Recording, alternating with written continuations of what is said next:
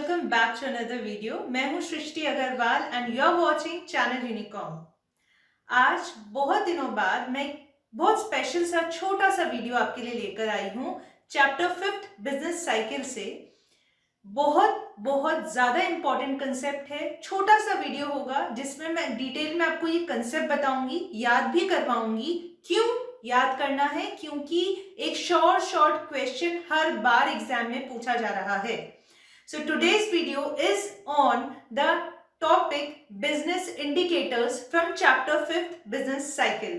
तो वीडियो के एंड तक आप मेरे साथ बने रहिए क्योंकि एंड में हम वो सारे क्वेश्चन सॉल्व करेंगे जो मॉड्यूल में दिए हुए हैं इस टॉपिक से रिलेटेड और जो अभी तक एग्जाम्स में पूछे गए हैं। So we are going to cover this topic entirely in this very short video, so stay with me till the end। See, एक छोटा सा रिकैप मैं आपको दे देती हूं। हम जानते हैं कि बिजनेस साइकिल कुछ ऐसी होती है, ठीक है। सो ये जो एक्सपेंशन होता है, ये जब रिकवर करता है इकोनॉमी, इसको हम कहते हैं एक्सपेंशन, अपस्विंग या फिर रिकवरी। ये मैं आपको बता चुकी। जब टॉप मोस्ट पॉइंट पर इकोनॉमी पहुंच जाती है, हाईएस्ट पॉइंट पर, तब उसे हम कहते हैं या तो पीक या फिर बूम। तो ये हो गया आपका पीक या फिर बूम। अब देखिए, जब ऊपर जा रहे थे तो उसे एक्सपेंशन कहते थे। अब जब नीचे आती है इकोनॉमी तो उसे कंट्रैक्शन कहते हैं। जब ऊपर जा रही थी इकोनॉमी तो उसे अप स्विंग कहते थे। तो जब इकोनॉमी नीचे आएगी, जब नेगेटिविटी फैल जाएगी, जब मंदी आ जाएगी, तब उसे हम कहेंगे डाउन स्विंग, क्योंकि नीचे आने लगती है इकोनॉमी। जब ऊपर जाती थी इकोनॉमी तब एक्सपेंशन था, नीचे कंट्रैक्शन, ऊपर अपस्विंग, नीचे डाउनस्विंग, ऊपर रिकवरी, नीचे रिसेशन। तो इसका एक और नाम होता है जो है बस्ट। ये कहीं पर मॉड्यूल में नहीं लिखा, बट जब आप बैक क्वेश्चन सॉल्व करेंगे तब आपको ये वर्ड मिलेगा। So contraction, recession, downswing and bust, these are same if you consider generally. So ये चारों नाम हो गए आपके थर्ड स्टेज के।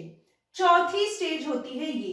जिस तरीके से टॉप मोस्ट पॉइंट को आप पीक या बूम कहते हैं, उसी तरीके से बॉटम मोस्ट पॉइंट को या lowest point of the business cycle, bottom most और the lowest point is known as trough और डिप्रेशन। ठीक है, सबसे पहले डिप्रेशन होगा और फिर ट्रॉफ होगा, बट इनको आप इंटरचेंजेबली भी यूज कर सकते हो, ट्रॉफ और depression. So this will be ट्रॉफ और डिप्रेशन।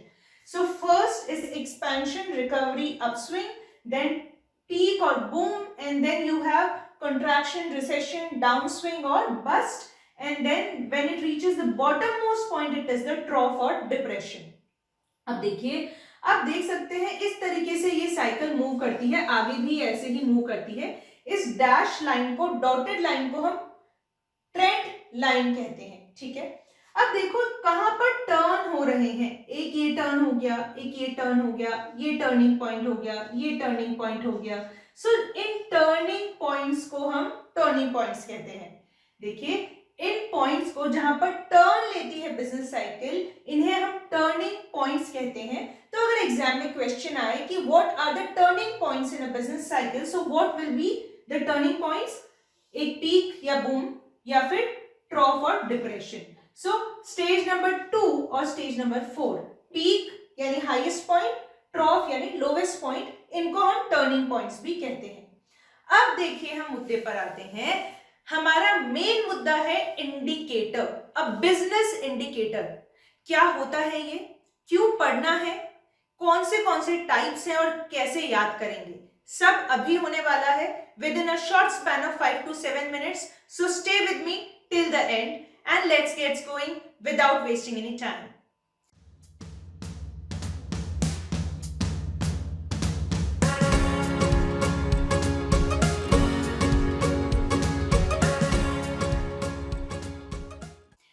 इंडिकेटर देखिए, जब भी हम ड्राइव करते हैं, चाहे वो 4 व्हीलर हो या 2 व्हीलर, हम इंडिकेटर दे देते हैं पहले से जब भी हमें टर्न लेना होता है, ये आप जानते होंगे।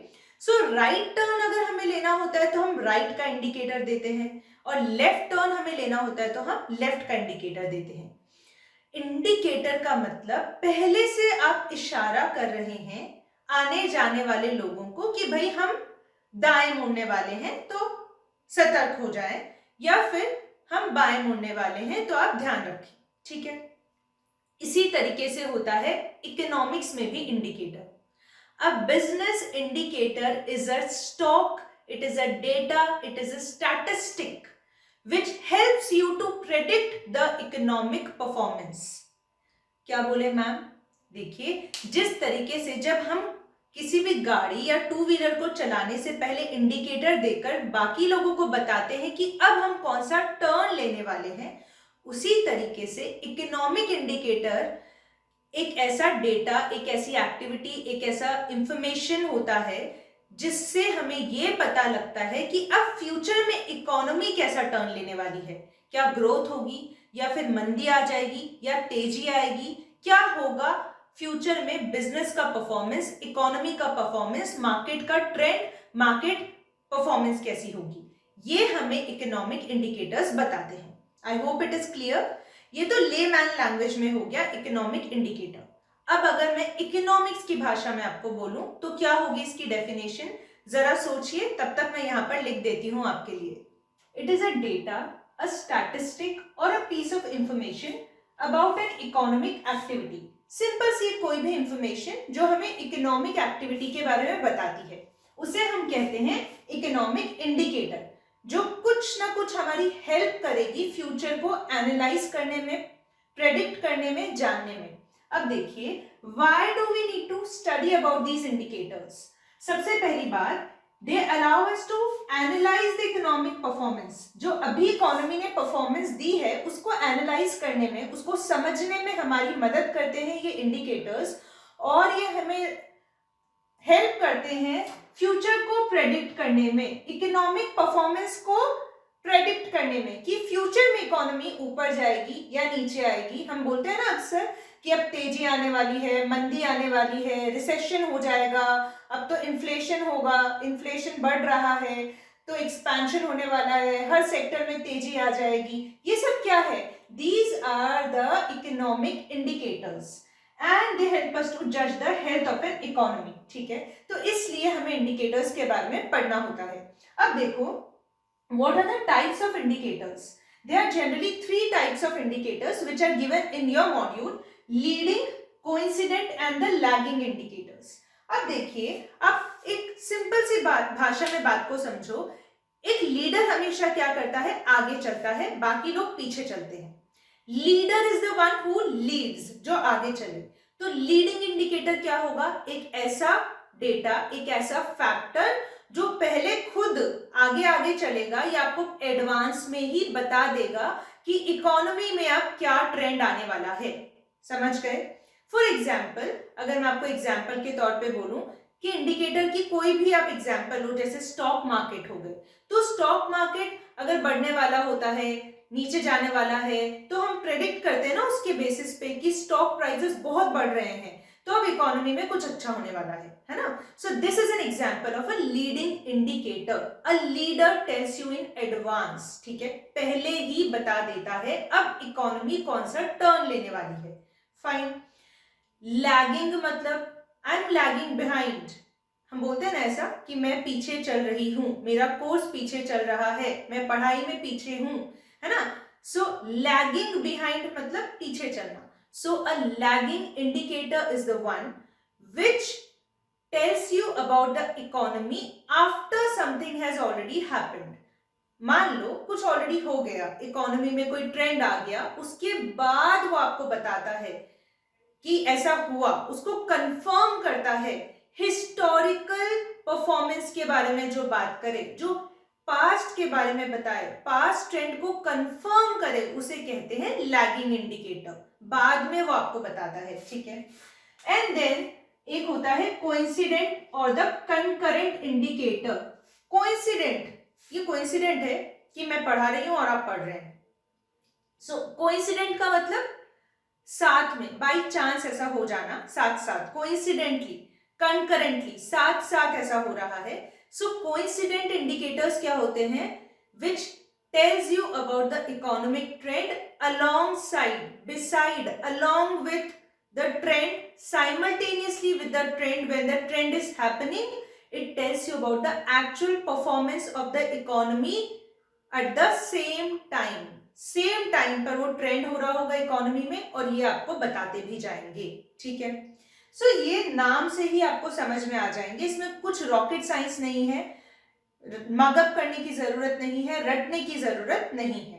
अब देखो आपके मॉड्यूल में जो डेफिनेशन दी है उसमें क्या लिखा है, अ measurable economic factor that changes before the economy starts following a particular trend is called before. जिससे पहले इकोनॉमी ने चेंज करना स्टार्ट किया, एक पर्टिकुलर ट्रेंड को फॉलो करना शुरू किया, उससे पहले ही ये आपको इंडिकेट कर रहा है, it indicates or it changes before the economy follows a particular trend is called leading indicator, ठीक है। ओके, अब मान लो यहां पर इस बिफोर वर्ड की जगह मैं लिख दूं after. After a measurable economic factor that changes after the economy starts following a particular trend, then it will become lagging indicator. Yes, अब मैं इस आफ्टर को भी यहां से हटा दूं और यहां पर लिख दूं alongside, alongside, या फिर मैं लिख दूं beside, या मैं लिख दूं along with, या फिर मैं ऐसा कोई वर्ड लिख दूं concurrently, simultaneously. So a measurable economic factor that changes simultaneously or along with the economy following a particular trend, then it will become coincident or the concurrent indicator, ठीक है। सो I hope ये आपको अच्छे से समझ आ गया, कुछ भी इसमें टफ नहीं था, बहुत इजी है, बट ये टॉपिक बहुत बहुत ज्यादा इंपॉर्टेंट है। अब आने वाली है इस पूरे टॉपिक की जान। इनके एग्जाम्पल्स दिए हैं आपके मॉड्यूल में, वो आपको याद होने चाहिए। अगर वो आपको याद नहीं होते हैं तो आपका लॉस है, क्योंकि एग्जाम में वो ऐसा ही क्वेश्चन पूछता है। क्या पूछेगा, which one of the following is not an example of a leading indicator. 4 examples होंगे, 4 ऑप्शंस होंगे, आपको पता होना चाहिए कौन सा लीडिंग नहीं है, ठीक है। सो बेसिकली कहने का मतलब ये है कि आपको ये जो एग्जाम्पल्स दिए हुए हैं तीनों इंडिकेटर्स के, ये याद करने हैं। याद कैसे करने हैं अभी पता चल जाएगा, मैं आपको याद करवाऊंगी, 2 बार हम रिपीट करेंगे। एक स्ट्रैटेजी मैं आपको बताऊंगी एक्रोनिम टाइप का कि ये ऐसे ऐसे आपको याद करने हैं। So let's do it and then we are done. तो देखिए ये पूरी टेबल बनाकर मैंने आपके सामने रख दी है। लीडिंग इंडिकेटर के 10 एग्जाम्पल्स हैं, कोइंसिडेंट इंडिकेटर के 6 और लैगिंग के भी 6 एग्जाम्पल्स हैं। अब एक एक करके हम इनको याद करेंगे बहुत आसान से तरीके से, घबराने की बिल्कुल जरूरत नहीं है। और याद करने के बाद आप एक बार इसी तरीके से अपनी नोटबुक में इस टेबल को नोट कर लेंगे, ताकि आप बार बार इसी को रिवाइज करें और एग्जाम में यही आपके दिमाग में रहे and you will be easily able to click on the right option. सबसे पहले देखो लीडिंग इंडिकेटर, 10 एग्जाम्पल्स हैं, ठीक है। ये इंडिकेटर क्या करता है, it changes before the economy starts following a particular trend, ठीक है। तो स्टॉक प्राइजेस का ऑलरेडी मैं आपको बता चुकी हूं, changes in stock prices. Second, changes in profit margin या फिर प्रॉफिट। 2 चेंजेस हो गए, एक तो स्टॉक मार्केट में कोई भी प्राइस में चेंज हुआ, तेजी मंदी आई स्टॉक में, स्टॉक मार्केट में, या फिर प्रॉफिट या प्रॉफिट मार्जिन में चेंज हुआ। थर्ड देखो, अगर नए ऑर्डर्स आ रहे हैं, किसके, कंज्यूमर गुड्स या कैपिटल गुड्स के, प्लांट एंड इक्विपमेंट के नए नए ऑर्डर्स आ रहे हैं। Fourth, new building permits are coming, नए बिल्डिंग परमिट आ रहे हैं। फिफ्थ, डिलेड डिलीवरीज, कई कई कंपनीज डिले कर रही है अपनी डिलीवरीज को। तो 5 पॉइंट हमने क्या याद किए, पहला change in stock prices, second change in profits और profit margins, third new consumer और capital goods orders, fourth new building permit and the fifth is delayed deliveries. उसके बाद देखो 4 पॉइंट है इंडेक्स से रिलेटेड। इंडेक्स होते हैं ना अलग अलग जो हम कैलकुलेट करते हैं, प्राइसिंग इंडेक्स हो गया, हाउसिंग इंडेक्स हो गया। So price index, housing index, interest rate index and index of consumers confidence, ये चारों इंडेक्स है। कौन से, consumer confidence index, interest rate index, housing index and price index, ये चारों index, these are the examples of leading indicator. And the last 10th point is money growth rate. At what rate money is growing, ठीक है। सो money growth rate, तो 10 point हो गए ये leading indicator के। एक बार वापस से बोलेंगे हम साथ में, change in stock prices, change in profit और profit margins, new orders, new consumer और कैपिटल गुड्स के ऑर्डर्स हो गए, फिर न्यू बिल्डिंग परमिट, डिलेड डिलीवरीज, 4 तरीके के इंडेक्स है, price index, housing index, consumer confidence index and the interest rate index and the money growth rate. Done. उसके बाद है कोइंसिडेंट और the concurrent indicators which occur alongside simultaneously concurrently with the changes in business or the economic activity, ठीक है। It changes simultaneously। इसमें केवल 6 ही examples हैं। कैसे याद करोगे, देखो इन तीनों चीजों को याद कर लो, जीडीपी, सेल्स मतलब रिटेल सेल्स और इन्फ्लेशन। बोलो, जीडीपी, रिटेल सेल्स और इन्फ्लेशन, तीनों हो गए याद। इसके एग्जाम्पल है कंकरेंट के एग्जाम्पल, ठीक है।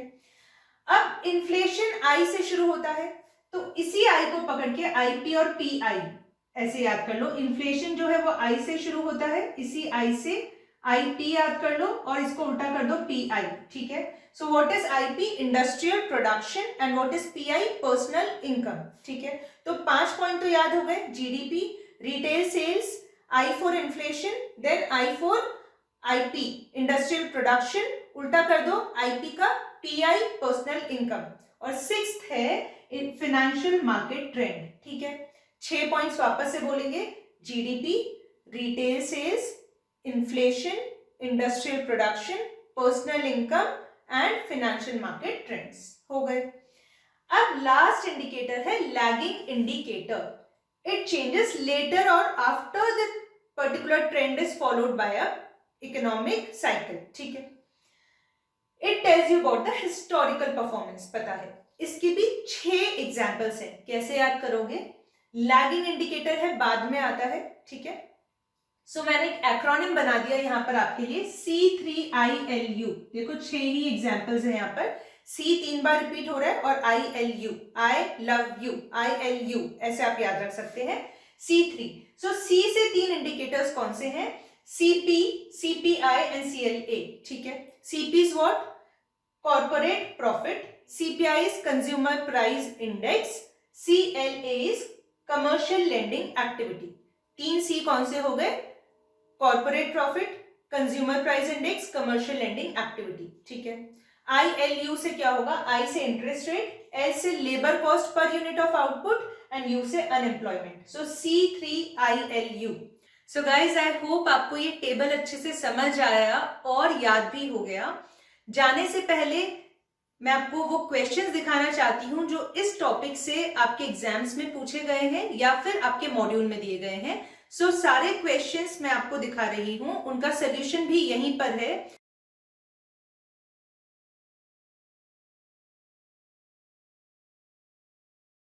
सो आई होप ये वीडियो आपको बहुत बहुत पसंद आया और इसने आपकी हेल्प करी। आप सोच रहे होंगे मैम आपने तो टॉपिक को आसान बना दिया, और अगर सच में आप ऐसा सोच रहे हैं तो प्लीज प्लीज लाइक बटन को जरूर हिट करें और चैनल को सब्सक्राइब करें, क्योंकि हम ऐसे ही वीडियोस बनाते रहेंगे, आपके लिए लाते रहेंगे जो टॉपिक्स को ईजी करेंगे और आपकी मदद करेंगे एग्जाम्स क्लियर करने में। So I wish you all the best. I'll see you soon in the next video. Till then, stay healthy, keep studying, keep revising in a best way. Bye-bye.